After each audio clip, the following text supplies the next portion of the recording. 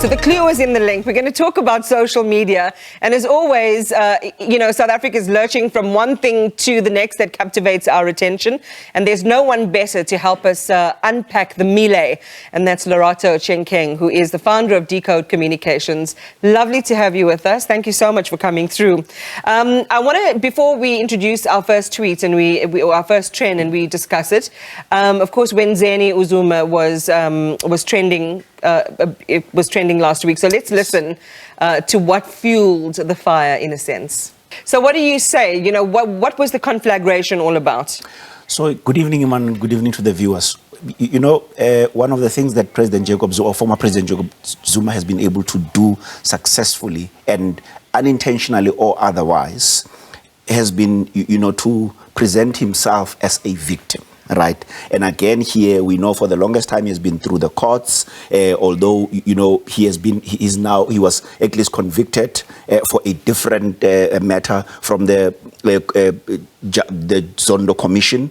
However, those who support him and are empathetic towards him, they are raising the issue that he's literally been taken to trial without, or there's no justice in him going there. And of course, we see this literally evolving over time. For instance, the KwaZulu-Natal regional conferences had some of that. Of course, then the main conference had a lot of that, particularly when President Ramaphosa had to address the conference. And of course, the most recent one yesterday in Witbank, where the ANC Youth League is holding their 12th conference, and that reverberated throughout most of, at least the visuals that are coming out a lot on social media. Two things to think about. The one is in the resignation of Sihle Zikalala as Premier, kind of like that realignment of, oh, hey, I didn't abandon you, kind of reiterating his support for the former president. But what's also interesting is when you look at the support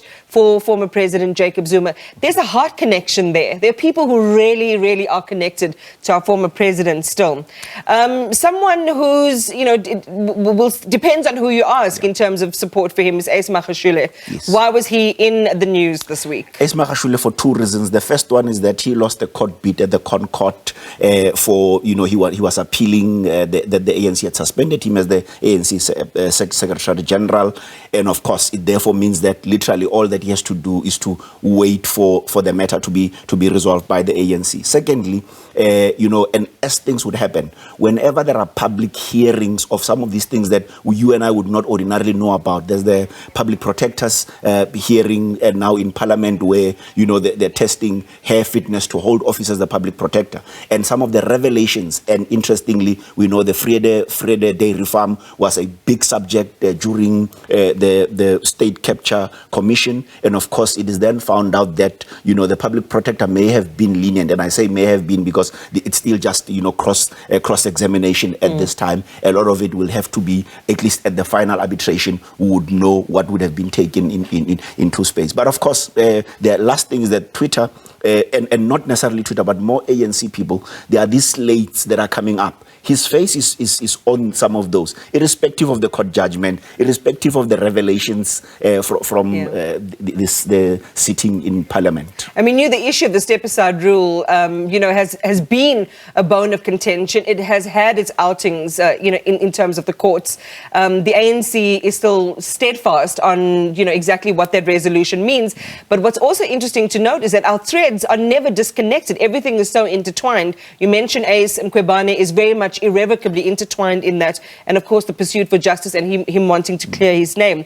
Let's keep things legal. Yes. Let's keep things suspicious. Let's talk about Arthur Fraser. So again, Arthur Fraser, he was always going to be an interesting figure, particularly around the issue relating to Mkhwebane, right? Particularly with regards to, or at least as far as the testimonies have been coming out, and interestingly has been his role in the process, or at least influencing the process. The CIX report was one of the biggest issue that was coming out, and that he had been much to an extent, at least influential at the time, has been a big talking point. Did you ever think you'd see the words presidential and former CJ next to each other? I think there have been hints, Iman. So there were two key moments. The first moment was... let's tell everyone what we're talking about first. So former Chief Justice Mogoeng, there was a video that was circulating on social media where there were people flanking him, and there seemed to have been a very, I call it a damn squib. If you're a former Chief Justice, there should be a press briefing or some sort, or go to some landmark and announce that, there are people who are persuading you to become the president of the country. But anyway, in that video, there's an organization of religious or religious organizations that are persuading Chief Justice former Chief Justice Mogoeng to be the president their presidential candidate in 2024.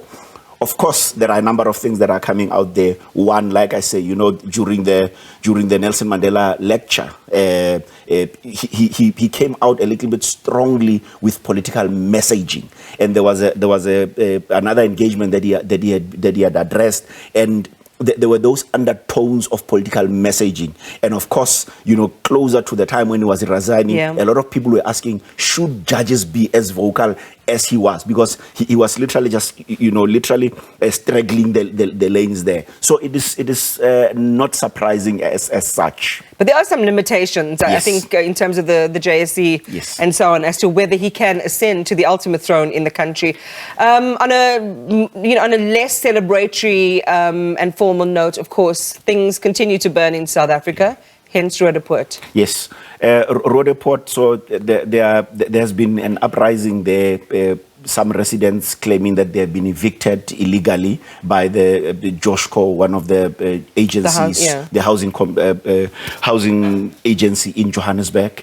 And of course, there would always be two sides to the story, but almost typically, seemingly, the governments, both at local and provincial and even at national level, seem wait to there should be a fire of some sort before there is a response. Of course, the tensions have been quelled a little bit. Even City Power had to withdraw their manpower due to those. Residents were asked to be mindful of how they go about that. But it's another one of those issues where the biggest question is, how is it that we always wait for infrastructure to be banned for this kind of thing to be resolved? With the president today in the mid-val, he was raising a little bit of that to say, does it have to take me to come here for sewage not to start running in the streets? And I think that's a very important question that a lot of the people, particularly in the local government sphere, should be thinking about,